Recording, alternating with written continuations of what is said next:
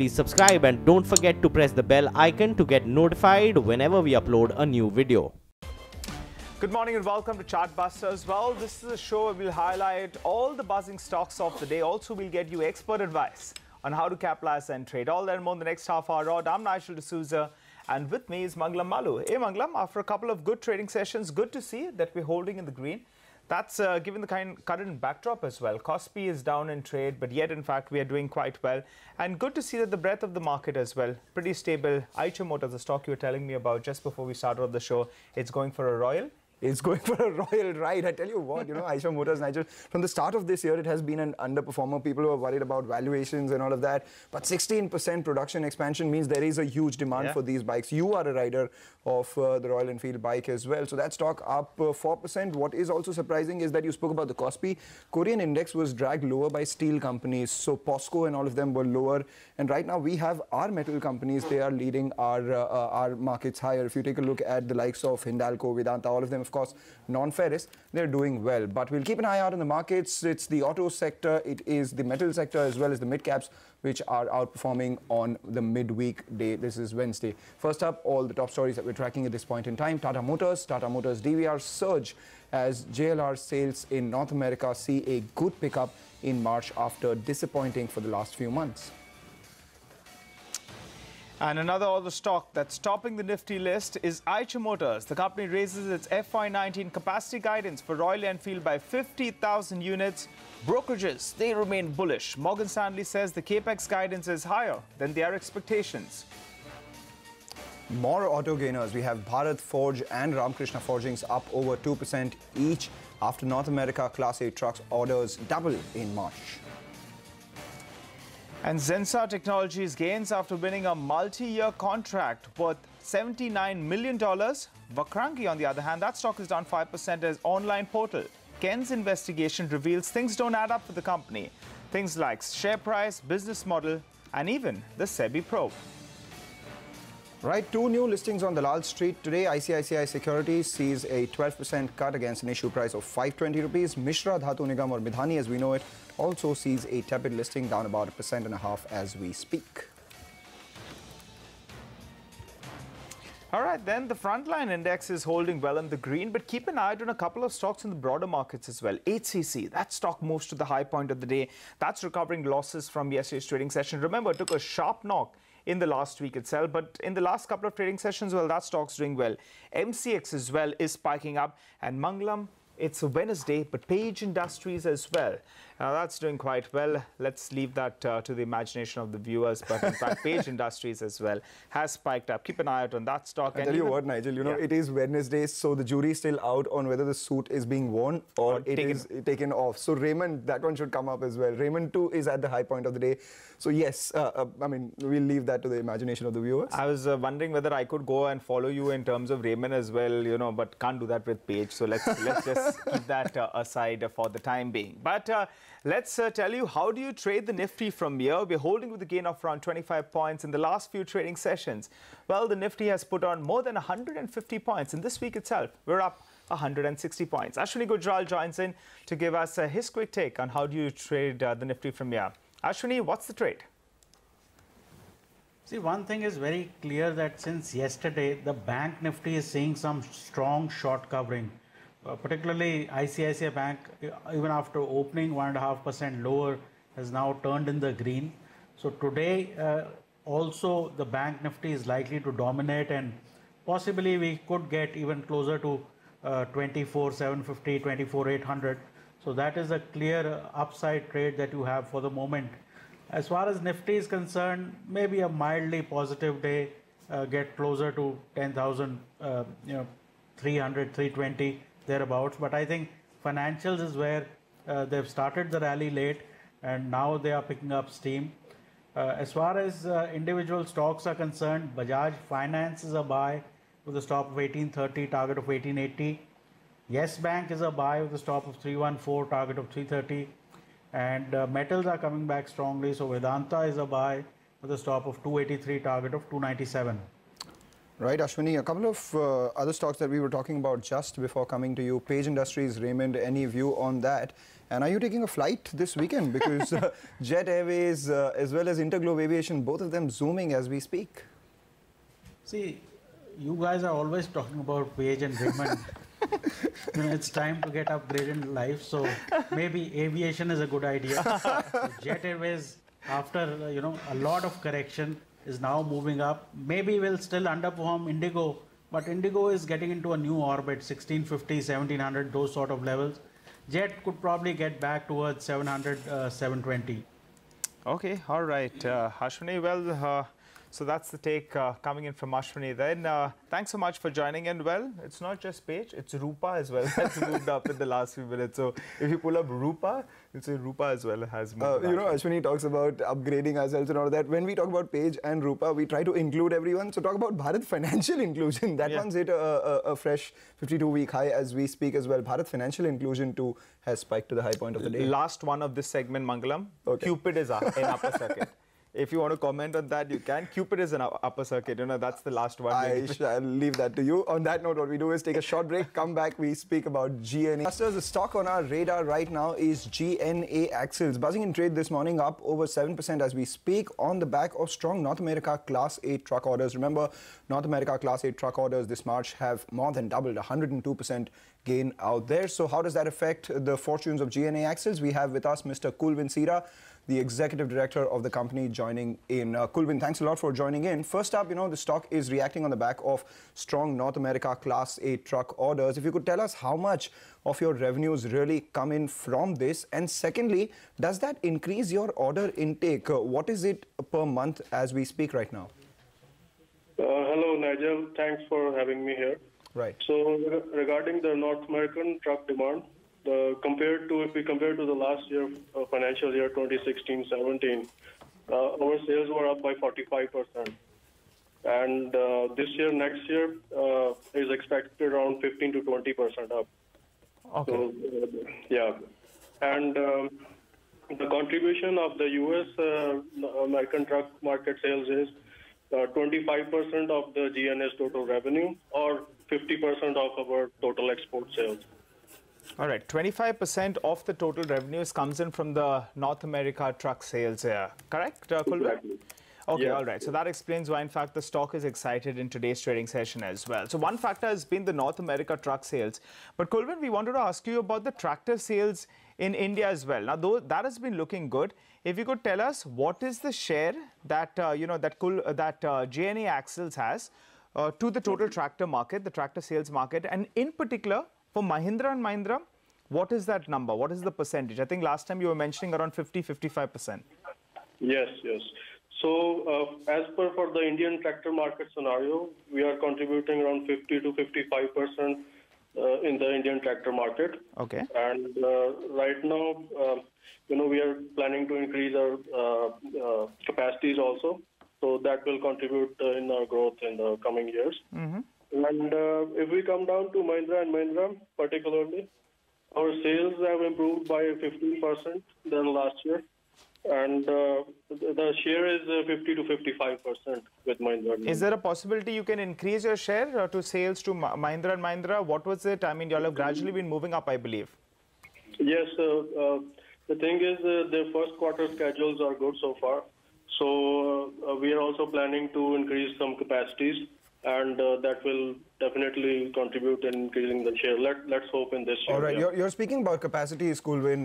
What exactly is your capacity utilization right now? Because the last time you said it was 80%, and there was some capacity which was coming on stream in March. Has that come by? So right now the utilization is around 80%. Mm-hmm. And yes, we are getting the machines, and we're commissioning them, and they're definitely going to contribute to this. Kulwin, we wanted to ask you, what is your current total capacity, if you could help us out? And there was some capacity coming on stream. So if you could help us out with that. And also I wanted to ask you, what about that SUV unit? When will that come on stream? So right now our total capacity is 4 million axle shafts. 4 million? Basically components, not only axle shafts, all components. All components, and that is functioning at 80% is what you're saying? Yes, yes. Okay, and that SUV plant, the street has been waiting for that. When does that get commissioned? In FY19, is it already commissioned or FY20? I mean, if you could help us out with those details. Yeah, regarding the SUV plant, I'll give you the updates. The building is ready, and the machinery with long gestation periods, which we ordered, we are expecting them by 2018 to be delivered, by mid-2018 to be delivered. And plant will be running in financial year 19-20. Okay, and 100 crores is what the revenue that can come by in 1920, or what's the projection? What's the opportunity there? Yeah, if we target like a very low figure, that's 50, then average is 100. 100 crores from the SUV plant? Yeah. Okay, all right. Kulwin, I was going through some data, and normally in election year for the last maybe 40-50 years, the tractor sales, they always, they go through the roof. So for this year, that is FY19, what kind of a revenue growth can you work with? If you could give us a sense of that number. And also, steel prices are moving up. That'll be an input for you, right? Won't that put some pressure on your margins? Yeah, these are basically two different questions. First, I will target the elections and the tractor sales. Yes, historically, if we see that does help, and we hope for the best. And regarding the margins, if you want to talk about, we will maintain the 15 to 16% margins in the long term. Okay. But in the short term, the steel prices are increasing. Yeah. So there can be some pressure on the margin, but we'll maintain that in the long run. Some pressure on the margins. Oh, that's quite interesting. And I didn't get that number in terms of revenue growth for FY19. What can that be? That will be 15 to 20% growth. Okay. FY19, 15 to 20%. The last time you said FY18 would be 23%. So does that mean about 750 crores worth revenue in FY19? Yeah, we can assume that. Yeah. Okay, so that means it's 1 year before that, because earlier I remember they had said that FY20 revenue target is 750 crores. Let's just confirm with Kulwin, you're going to do around 600 crores for this year. So you're talking about a 15 to 20% growth for FY19, right? Exactly. Okay, so that number should be in the vicinity of around 700 crores odd. Exactly, 700, it should touch and go beyond too. Go beyond that, all right. Okay, cool, we'll keep an eye out on that, Kulwin. Finally, what's the debt on your books before we let you go? Further, sorry? What's the debt on your books, the borrowings? Oh, it's around, the long-term debts are around about 25 crores. 25 crores. All right. Thanks a lot, Kulwin, for joining in and giving us all those details. With that, we'll slip into a short break. But before we do that, let's give you some good news. Your wait is over. The market leader in business news is now available at your fingertips. CNBC TV18.com will be soon on your phones. Always stay connected with CNBC TV18. And stay up to date with the latest market and financial news with CNBC TV18.com. Available from this Friday on your iOS as well as Android devices. All the important news, videos, data, as well as analysis at the touch of a button. Well, the Nifty is holding with some good gains. Even the mid-cap index is doing well. Reliance Naval, that's a stock that's been a relative underperformer in the last year or so. But at this point of time, in fact, that stock has moved to the high point of the day. So it's... yeah, I think we should pull that up. But let's keep an eye out on the front liners. Tata Motors and Tata Motors DVR. Both of them are up close to around 3 to around 4% on the back of a good pickup that we saw in JLR sales for the month of March in North America. Sonia joins us to fill us in with those details. Sonia, over to you. Well, thanks for that. It seems like the North American market is picking up, not just the luxury market, but the truck market as well. The luxury market, of course, JLR numbers have looked very good. After many, many months, we've seen a pickup over there, both month on month and year on year. For Jaguar Land Rover, it's important because 20% of their business comes from the North America market itself. Just to take you through the numbers, on a year-on-year basis, it's been a pickup of almost 10.5%. Absolute numbers, sales of 14,300 units. This is a pickup of 57% on a year-on-year basis. The Jaguar sales are still on the downtrend because of some product changes, etc. The transition phase is taking a bit of time, but the Land Rover numbers have improved quite a bit. So Land Rover US sales have gone up by almost about 40-odd%. If you look at the trend as well over the last many months, on an average, they've done about 9 to 10,000 units in JLR US sales, and this time it's surged to about 14,000 units. So important to see if this trend sustains or not. But for now, things are looking good. All right, Sonia, hang in there. It's not just the four-wheelers in the US, it's also the two-wheelers in India. Another one topping the list on the Nifty gainers is Eicher Motors on the back of its raising capacity for Royal Enfield. Yes, in fact, you know, there were a lot of rumors about how demand for Royal Enfield bikes has been falling. I think the management has squashed all of those rumors by going ahead and hiking their capacity. They had a capacity plans of 900,000 units for FY19. They scaled that up to 950,000. Not just that, they've announced production of phase 2 in their third plant in Chennai. So all of this put together has given the analyst community a lot of confidence with respect to better demand prospects for a Royal Enfield. Now, Morgan Stanley says that the capex guidance is 3% higher than expectations. This just shows that the company is very confident that demand for Royal Enfield bikes remains strong. CLSA has raised their FY19 EPS by 3%. They expect a 15% volume CAGR over FY19 to 21. Deutsche Bank has said the fact that they have now announced their phase 2 of the third plant as well is an indication that production will go up and demand is looking better. So all in all, good times for Eicher. Oh. Okay, all right. Thanks so much for that, Sonia. So those stocks are doing well, but I think we got a flash that came up, Mangalam, on the screen that cogencies, I think, are indicating that there's no price cut for NMDC. Now, I'll view this as positive news. Why? Because I speak to a lot of miners in Odisha as well. Right. And what they have said is that, in fact, there was a price cut that was there. Now, if, in fact, this piece of news, the source-based information, they have kept iron ore prices unchanged for April, this is a positive. Because the street was working with maybe there'll be a 200 rupees price cut, maybe there'll be a 300 rupee price cut. And the very fact that they've held on to that is pretty good news, I would imagine, as of now. Because we were braced. There's a pressure on NMDC to go ahead, cut prices, make sure that, in fact, your dispatches continue. Right. But they've held on, so that's, you know, that's indicative of good demand. Yeah, believing that if that source-based information is correct. Correct, exactly. And you know, at the end of the month, we always say that, oh my God, NMDC may be cutting prices. You know, so the steel players also, they have been putting pressure. But if that piece of news is to be believed, then it's good news for NMDC. I'll say the stock is corrected from 160 bucks to around this 118, 119 rupees odd because of the last couple of price cuts we've got. But if this news is correct, and you know, then in fact it should be good news for NMDC. All right, good news for NMDC or not, we'll wait for the confirmation of this news. As of now, this is the line that we're getting in from cogencies, but definitely looks like a good summer for power producers because apart from AC makers who are of course bracing for a good summer, the monthly market clearing price at Indian Energy Exchange has spiked 25% from 3.2 rupees per unit in January to closer to 4 rupees in March. Anisha? Well, yes, Mangalam, as you rightly pointed out, it does look like it's going to be a good summer for the power producers as well as these power trading companies.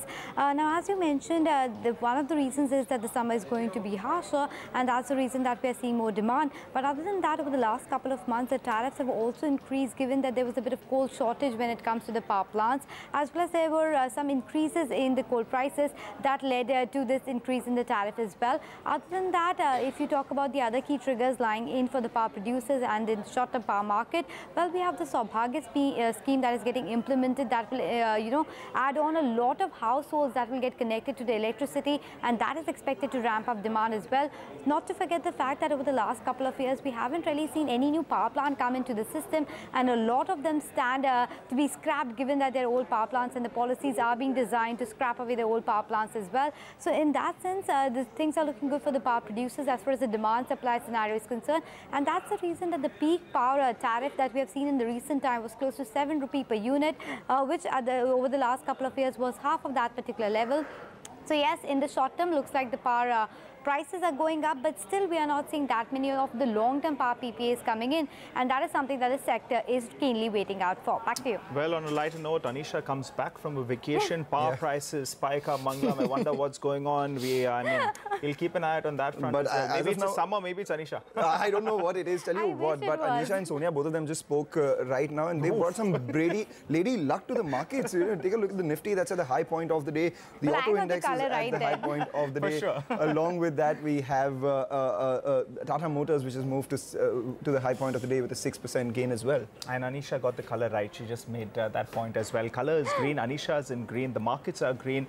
But that's all we have on Chartbusters. We'll wrap up on that note. You stay tuned. Trading Hour comes up next.